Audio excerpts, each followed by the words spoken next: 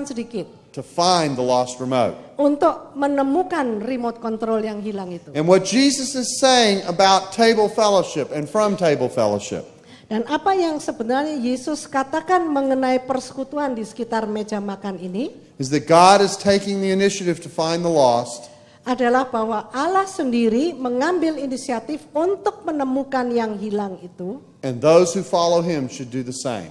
Dan mereka yang mengikut dia harus melakukan yang sama. That's the first passage. The second passage Itu is one of teks. my favorites in Luke. Itu teks yang pertama. Yang kedua adalah dari Lukas. It's in Luke chapter 7. Di dalam Lukas pasal 7. Luke chapter 7 is the anointing of Jesus' feet by the sinful woman. Lukas pasal 7 ayat 36 dan seterusnya itu adalah pengurapan Yesus oleh wanita berdosa. It begins in verse 36 of chapter 7. Mulai dengan ayat 36 dari Lukas pasal 7. It says, one of the Pharisees asked him to eat with him, Salah seorang Farisi mengundang Yesus untuk makan di rumahnya. and he went into the Pharisee's house, Lalu Yesus pergi ke rumah orang Farisi itu. and he took his place at the table. Lalu Yesus mengambil tempat di meja makan. Behold, a woman of the city, Tapi seluruh kota who was a sinner, ada seorang berdosa. when she learned he was at table at the Pharisee's house, Ketika dia tahu bahwa Yesus sedang makan di rumah orang Farisi itu, brought an alabaster flask of ointment, dia datang dengan membawa buli-buli pualam berisi minyak yang harum. and standing behind him at his feet, Lalu dia pergi ke belakang Yesus dan mencium kakinya weeping, sambil menangis. she began to wet his feet with her tears and wipe them with the hair of her head. Lalu dia mulai membersihkan kaki Yesus dengan air matanya dan mengelapnya dengan rambutnya. And she began kissing his feet Lalu dia mulai mencium kaki Yesus, and anointing them with ointment. lalu membubuhkan minyak yang harum itu kepada kakinya. Now, I told you yesterday that I want to have a Bible with sounds in it. Kemarin saya sebutkan, saya ingin sekali punya Alkitab yang ada bunyinya. Remember the hydraulic lift that we had that brought the paralytic into the house? Saudara ingat kemarin tentang orang lumpuh yang diturunkan dari atap, kalau misalnya itu bisa pakai pompa hidrolik. There's another sound that comes with this event. Ada bunyi yang lain yang muncul dalam peristiwa ini. And the sound that comes with this event is, Dan bunyi itu adalah, and translator needs to pay attention how she's going to translate this. The sound is, bunyinya seperti itu. very good, very good. You see, when the sinful woman touched Jesus, she was breaking all kinds of social rules. Jadi waktu wanita berdosa itu datang menghampiri Yesus, dia sebetulnya melanggar semua aturan budaya yang berlaku pada masa itu. In the ancient world, when a famous teacher taught at a dinner, Di dunia purba, ketika seorang guru yang sangat berpengaruh mengajar di sekitar meja makan, what often would happen is that chairs would be put on the edge of the table so people could come in and listen. jadi ada kursi-kursi yang ditempatkan di sekeliling meja makan itu di pinggir-pinggir ruangan supaya orang-orang yang datang kemudian bisa duduk dan mendengarkan. But they were supposed to be spectators. Tetapi mereka sebetulnya hanya menjadi penonton atau pendengar saja. They weren't supposed to come down onto the field of play. Jadi mereka tidak boleh maju ke depan lalu menghampiri guru itu. The soccer match that was the conversation.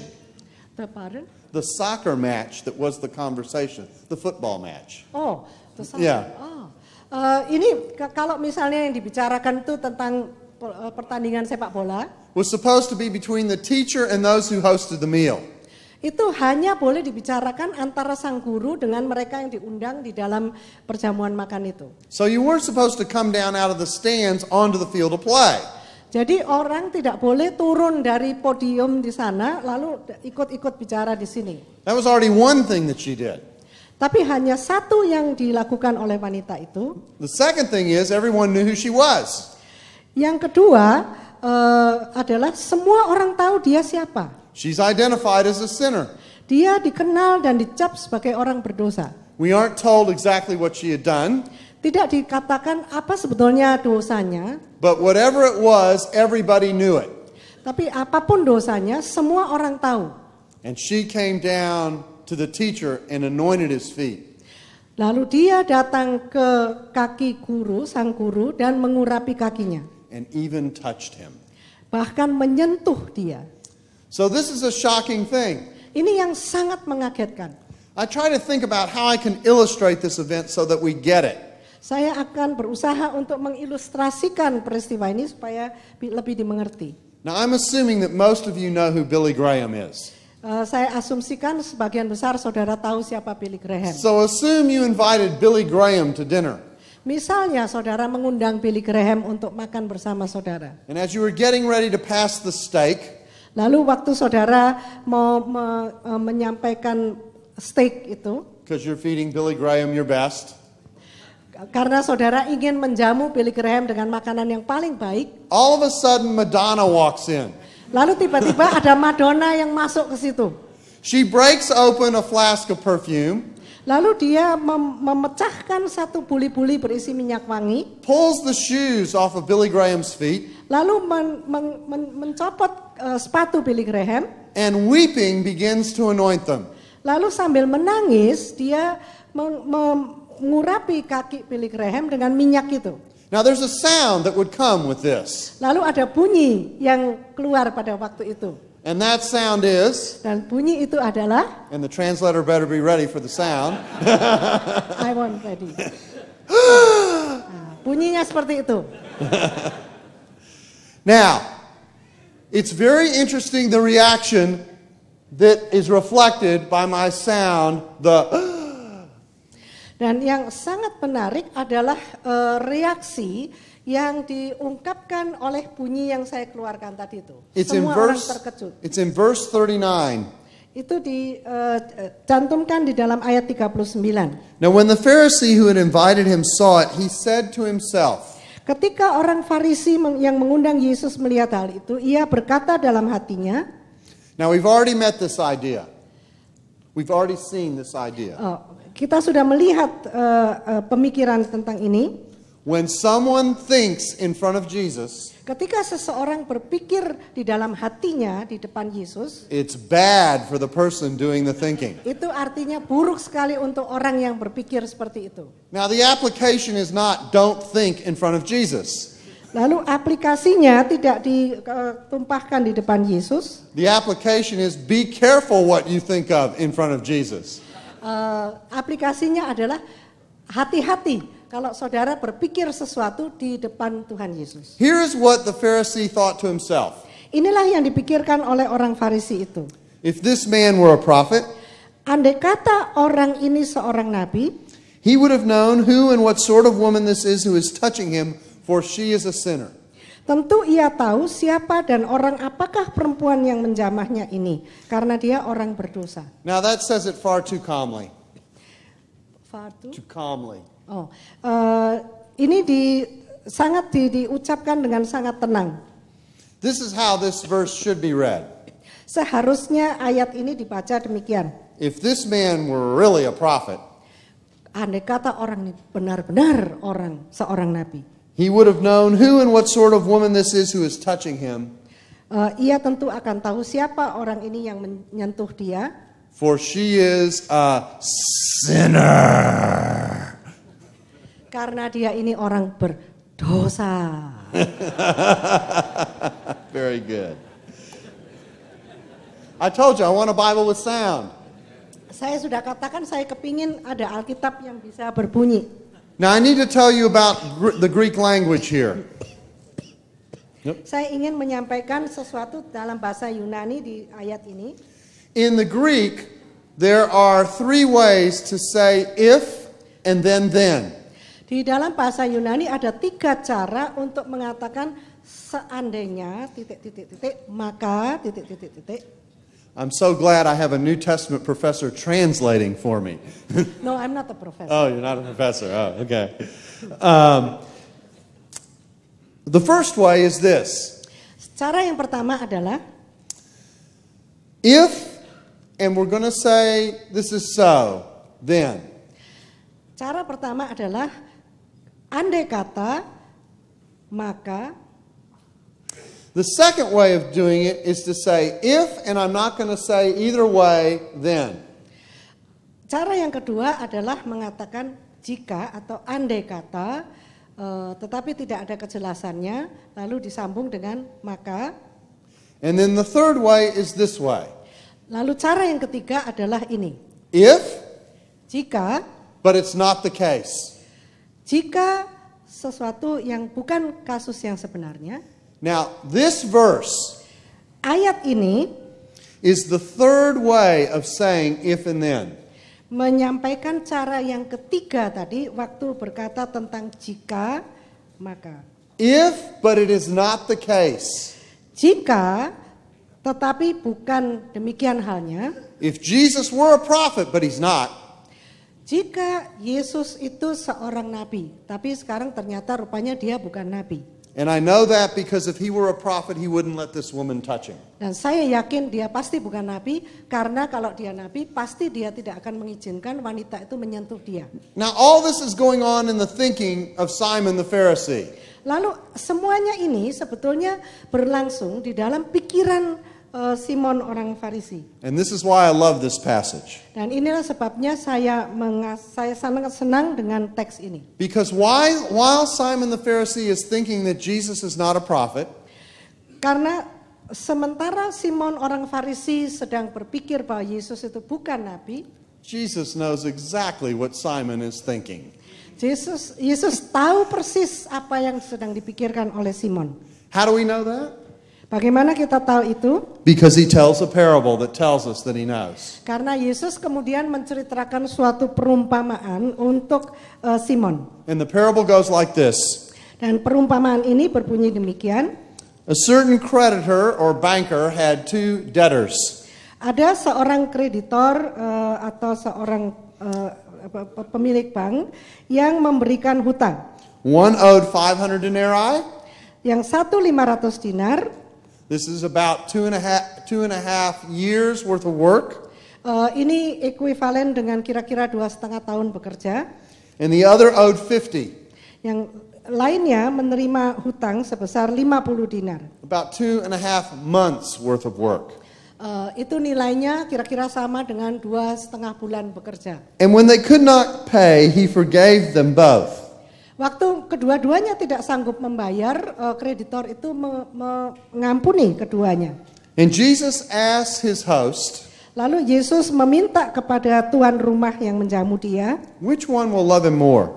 siapa yang akan mengasihi kreditor itu lebih banyak? And Simon answered, the one I suppose to whom he forgave more. Lalu jawab Simon, tentu saja orang yang paling banyak diampuni utangnya. Now here is Jesus' teaching. Nah inilah ajaran Yesus. And I want to do it by telling you a modern version of this parable. Dan saya ingin sampaikan dengan menyebutkan versi saya. Let us assume that I get a phone call. Marilah kita umpamakan saya menerima telepon. Financial times are difficult. Masa keuangan sekarang ini, masa finansial sekarang ini sulit sekali. And I am behind on my house payment. Lalu saya terlambat membayar cicilan rumah saya. And I get what is known as the call. Lalu saya menerima telepon. It is my banker. Dari bank. And my banker says to me, we would like to have a talk with you. Lalu petugas bank itu berkata, saya ingin sekali berbicara dengan Anda. Now I need to tell you about a talk. Lalu saya ingin ceritakan apa yang dimaksudkan berbicara. When I was a child, my parents used to like to have talks with me. Ketika saya masih kecil, orang tua saya sering sekali mau berbicara dengan And I saya. learned something about those talks. Dan saya belajar sesuatu tentang pembicaraan itu. They weren't talks at all. Itu bukan pembicaraan. I hardly got to say anything. Saya tidak bisa berbicara apa-apa. When my father called me in for a talk, Kalau ayah saya memanggil saya untuk berbicara, from my perspective, it should have been called the listen. Dari perspektif saya itu seharusnya bukan pembicaraan tapi mendengarkan. Because he did the talking, Karena yang bicara itu ayah saya. I did the sitting, Saya hanya duduk saja, I did the listening, Saya hanya mendengarkan saja. and if I had been really, really bad, I might have even been spanked. Dan kalau saya nakal sekali, saya bahkan dipukul. So we all know what talks are. Jadi kita semua tahu apa yang dimaksudkan dengan berbicara itu. And so you show up at the bank. Itu sama juga dengan panggilan dari bank. The banker asks you, Petugas bank meminta saudara, why aren't you paying your mortgage? lalu bertanya, kenapa terlambat? You haven't paid in months. Saudara sudah terlambat beberapa bulan. And I go, times are hard. Lalu saya tahu bahwa ini masa keuangan sangat sulit sekarang ini. It's very, very difficult to pay your bills these days. Susah sekali membayar rekening-rekening yang datang. What do you think we should do about it? The banker asks. Lalu petugas bank itu bertanya, jadi sekarang gimana enaknya? When do you think you can pay? Kapan kamu bisa membayar? You say you don't know. Lalu saudara jawab, saya tidak tahu. The next word out of the banker's mouth is, well, then we're going to have to do something about that. Lalu petugas bank itu akan berkata, wah sekarang kita harus melakukan sesuatu. And you think you know what's coming. Lalu saudara tahu apa yang akan terjadi. You think you're losing your house. Saudara akan kehilangan rumah saudara. Because he who does not pay, Karena kalau saudara tidak membayar, pays. maka saudara harus membayar. Only this banker does something different. Tetapi kali ini yang terjadi sesuatu yang berbeda. He reaches into his desk, Petugas bank akan mencari di mejanya, pulls out a check, mengeluarkan sebuah cek, selembar Writes it. cek, lalu menulis di atasnya for the amount of your entire mortgage, sejumlah seluruh utang saudara untuk rumah itu, rips the check out of the book, lalu melepaskan cek itu dari buku cek, hands it to you, memberikan kepada saudara, says take the check to the cashier, lalu berkata bawa cek ini ke kasir, pulls out the mortgage and the file in front of him, lalu mengeluarkan seluruh file dari utang saudara itu, tears it up and says your mortgage is paid in full. merobeknya, kemudian orang itu akan bilang seluruh utang rumahmu ini sudah dibayar. I bet you tell your neighbors about that banker. Maka saya yakin sekali saudara pasti akan bercerita kepada semua kenalan dan tetangga saudara tentang bank ini. I bet you'd be grateful to that banker. Saudara pasti akan sangat berterima kasih kepada petugas bank ini. You might even have to restrain yourself to keep yourself from giving a hug to that banker. Mungkin saudara malah harus menahan diri supaya tidak merangkul petugas bank ini. I don't know if you have game shows on television here where people win a lot of money. Saya tidak tahu apakah di acara televisi di sini ada game show di mana orang membagi-bagikan banyak And when uang. someone wins a lot of money Lalu ketika ada orang yang memenangkan jumlah yang sangat besar, and they get excited, lalu mereka sangat bergembira, they hug the host. lalu mereka merangkul host dari Does that acara happen itu. here? Apakah itu terjadi? Because they're grateful. Karena mereka berterima kasih. They receive something in one sense they didn't deserve. Mereka menerima sesuatu yang pada dasarnya sebetulnya tidak berhak mereka terima. And here's the point of what Jesus is saying. Dan inilah sebetulnya poin dari apa yang Yesus ingin katakan. That is a picture of the grace of God. Itulah gambaran mengenai anugerah atau kasih karunia Allah. And that is why I reach out to sinners. Dan oleh sebab itulah atau itulah alasannya saya mencapai orang-orang berdosa. God is showing you through me a new way. Tuhan sedang memperlihatkan kepada kamu sekalian melalui saya suatu cara yang baru. And that way takes the initiative to go to the sinner. Dan cara yang baru ini adalah mengambil inisiatif untuk menghampiri dan menjangkau orang berdosa. Takes the initiative to get their hands dirty. Mengambil inisiatif untuk tidak keberatan tangan menjadi kotor. Why? Mengapa? Because of the hope of what forgiveness can mean to someone who experiences it. Karena sukacita yang besar bagi orang yang menerima pengampunan itu. Dan apa artinya itu? Forgiveness can turn a person around. Pengampunan dapat memutarbalikkan seseorang. It can cause gratitude to well up in someone. dapat menimbulkan rasa terima kasih yang begitu besar muncul dari dalam seseorang. An appreciation for receiving something we did not deserve. Dan penghargaan dan rasa terima kasih karena menerima sesuatu yang tidak sepatutnya kita terima. With the result being a love and an allegiance that is grateful to the one who has provided the gift. Dan rasa terima kasih itu kemudian melahirkan kasih dan kesetiaan kepada Dia yang memberikan pengampunan itu. So Jesus did not teach purity first. Jadi Yesus tidak pertama-tama mengajarkan kesucian, kekudusan atau ketahiran. And association later with forgiveness as a reward for response. Dan kemudian hubungannya dengan pengampunan sebagai upah pengakuan dosa. But rather he associated with people first. Tetapi sebaliknya Yesus berasosiasi berhubungan terlebih dahulu dengan orang-orang. Listen to this very carefully. Announced and reflected forgiveness. Announced and reflected forgiveness. Yesus memberitahukan, mengumumkan pengampunan. And as a result of the grace dan sebagai hasil dari kasih karunia yang diberikan and the gratitude, dan rasa terima kasih, people were changed. Orang akan diubahkan. So Jesus shows a new way in the way of table fellowship. Jadi Yesus menunjukkan suatu cara yang baru menyelenggarakan persekutuan di meja makan. He was bringing a new era. Yesus membawa suatu era yang baru. And that new era was designed to change the way people thought about God and themselves. Dan era yang baru itu memang dirancang sedemikian rupa untuk mengubah cara berpikir orang tentang Allah. Okay, one more set of events before we take our break. Satu hal lagi sebelum kita istirahat.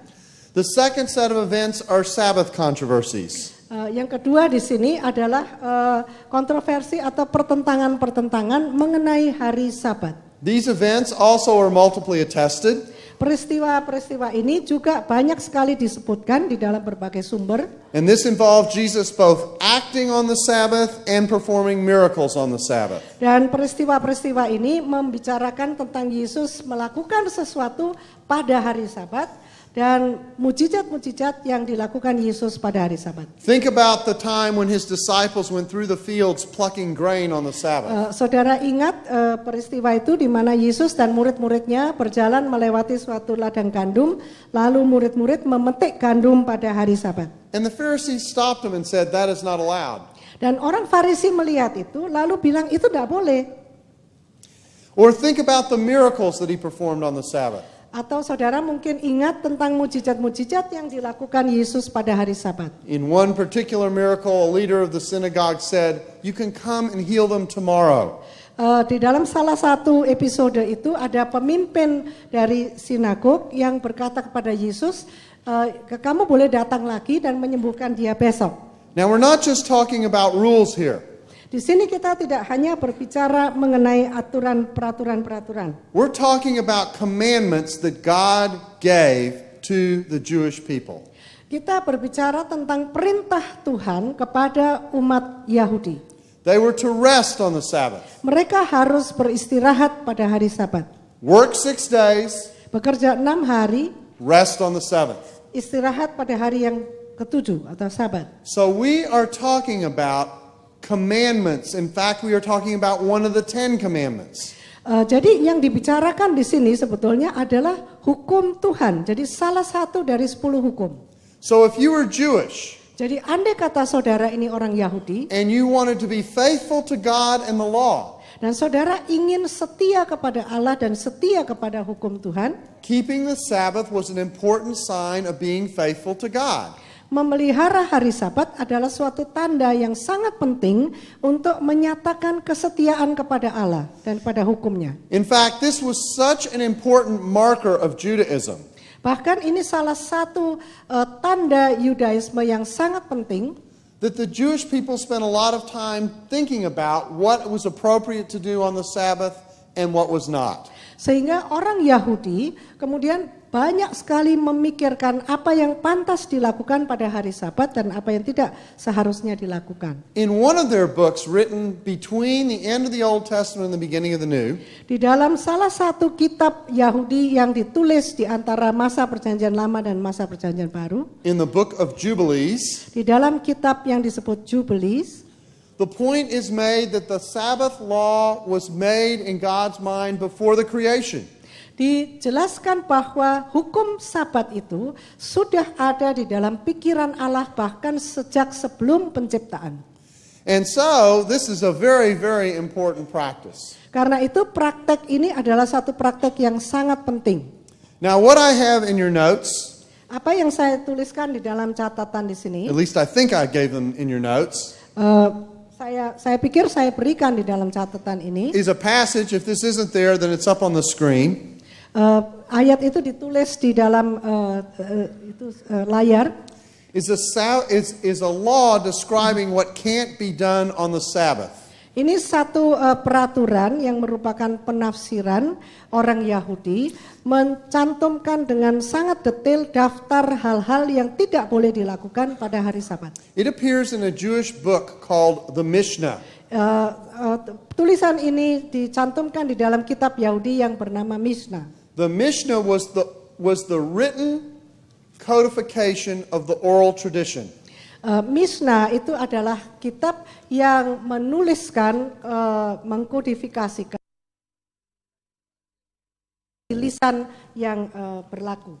And there was an entire section of this book Dan ada satu bagian yang besar di dalam kitab itu, written in about AD 170, ditulis kira-kira 170 Masehi, but reflecting older traditions, tetapi mencerminkan tradisi yang sudah lama sekali berlaku, that discusses what a Jewish person could do on the Sabbath.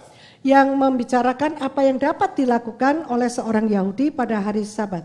This section of this book is so famous, Bagian ini begitu penting, sangat penting, it has its own name. mempunyai nama sendiri. It is called the 40 less 1. Sampai disebutkan dengan julukan 40 kurang 1. Because it describes 39 things you are not allowed to do on the Sabbath. Karena mencantumkan 39 hal yang tidak boleh dilakukan pada hari Sabat. 39 things that constitute doing work on the Sabbath. 39 hal ini dianggap sebagai hal-hal yang yang berarti bekerja pada hari Sabat. In violation of the 10 commandments to keep the Sabbath. Dan merupakan pelanggaran terhadap hukum hari Sabat. At least that is how the Jewish leadership saw it. Nah, inilah penafsiran atau pengertian para pemimpin Yahudi pada waktu itu. Let me read this passage to you. Saya akan bacakan ayat ini bagi saudara.